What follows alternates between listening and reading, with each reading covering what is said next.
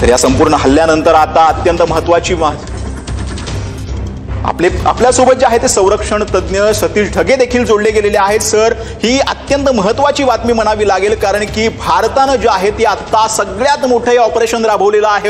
Operation सिंदूरच्या माध्यमातून पाकिस्तानला अक्षरशः धडा शिकवलेला आहे। त्याच्या घरात शिरून पाकिस्तानवरती ही कारवाई केलेली आहे। कुठेतरी दहशतवादी ज्या ठिकाणी पहलगाम हल्ल्याचा कट शिजला त्या 9 ठिकाणांना भारतानं उद्ध्वस्त केलं। ऑपरेशन सिंदूर बद्दल काय सांगा सर?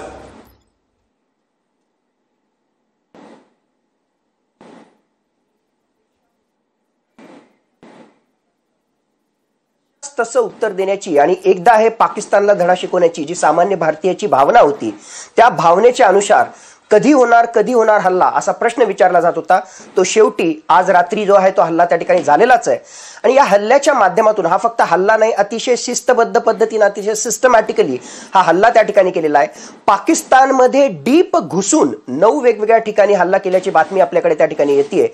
एअर स्ट्राईक केले आपण त्या ठिकाणी, क्रूज मिसाईलचे स्ट्राईक त्या ठिकाणी केले आणि यामध्ये मुख्यतः जे इस्लामिक दहशतवाद्यांचे जे गड आहेत, हेडक्वार्टर्स आहेत, त्याला आपण त्या ठिकाणी टार्गेट केलं।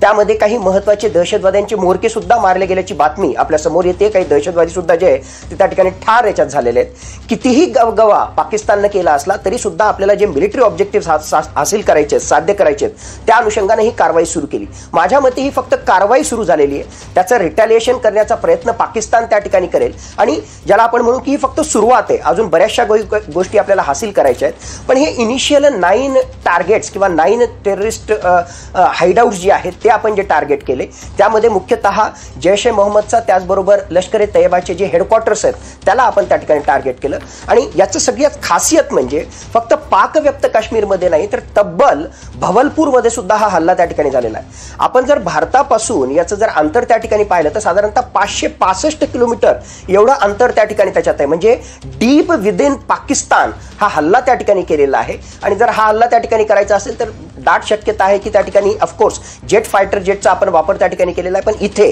आपल्याला मिळालेला महाबली एक प्रकारे राफेल, त्या राफेलचा या ठिकाणी वापर केला गेला असेल आणि त्याच्या माध्यमातून या फायटर जेटच्या माध्यमातून पाकिस्तानच्या डीपमध्ये जाऊन आपण हा हल्ला केला आणि त्यांची जे आहेत एक प्रकारे जे वेगवेगळ्या प्रकारचे टेररिस्ट लॉन्च पॅड आहेत, त्याचबरोबर जे हेडक्वार्टर आहे या दहशतवाद्यांचं, ते हेडक्वार्टर्स आपण उडवण्यामध्ये जे आहेत यशस्वी झालेलो आहे। पाकिस्ताननं सुद्धा जे आहे एक प्रकारे रिटॅलिटरी फायरिंग भारताच्या काही भागामध्ये सुरू केली, अशा प्रकारच्या बातम्या त्या ठिकाणी मिळत आहेत।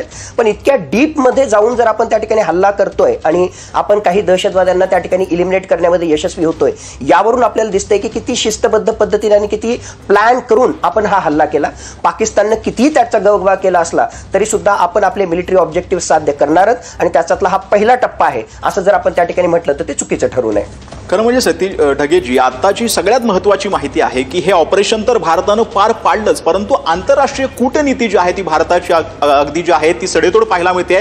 ज्या वेळेला हा हल्ला करण्यात आला त्याच वेळेला राष्ट्रीय सुरक्षा सल्लागार असतील अजित डोवाल यांनी या संपूर्ण प्रकरणाची माहिती जी आहे किंवा ज्या हल्ल्याची माहिती जी आहे ती अमेरिकेचे राष्ट्रीय सुरक्षा सल्लागारांना दिली आणि त्यानंतर लगेचच राष्ट्राध्यक्ष ट्रम्प असतील त्यांनी ही संपूर्ण माहिती जी आहे ह्या हल्ल्याची होईल असं आम्हाला माहिती होतं असं जे आहे ते डोनाल्ड ट्रम्प यांनी सांगण्यात आलेलं आहे। त्याचसोबत अमेरिकेकडनं जे आहे ते एक ॲडवायझरी जी आहे ती काढण्यात आलेली आहे। त्याच्यामध्ये अमेरिकेनं असं सांगितलेलं आहे की भारतानं जो काही हल्ला केलेला आहे तो पाकिस्तानच्या आर्मी विरोधात जो आहे तो केलेला नाही किंवा तिथल्या कुठेही नागरी ठिकाणांना लक्ष केलेलं नाही। कुठेतरी भारताच्या बाजूनं अमेरिकेला उभं जे आहे करण्यात ते भारताला यश आल्याचं पाहायला मिळतंय, कारण की हा हल्ला तर भारतानं केलेलाच आहे, परंतु अशाच वेळेला जे आहे आंतरराष्ट्रीय कूटनीतीचं एक उत्तम जे आहे ते उदाहरण आपल्याला इथं पाहायला मिळतंय।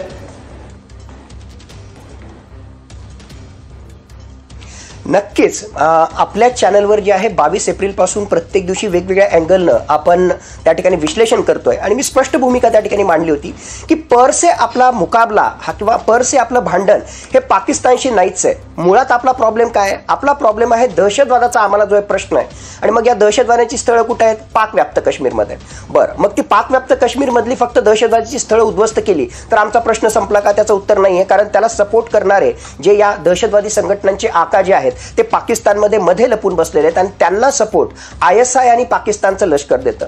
मग यांचा जर आम्हाला बंदोबस्त करायचा असेल, या दहशतवादाचा बंदोबस्त करायचा असेल तर दुर्दैवानं आम्हाला जर पाकिस्तानचं लष्कर मध्ये आलं तर त्यांच्याशी भांडण करावं लागेल, त्यांच्याशी आम्हाला झगडा करावा लागेल। आमच्यासोबत असेच थांबा, एक ब्रेकिंग न्यूज आलेली आहे ती आपण पाहतो आहोत। अत्यंत महत्त्वाची ब्रेकिंग बातमी भारत पाकिस्तानच्या संदर्भातल्या युद्धासंदर्भातली।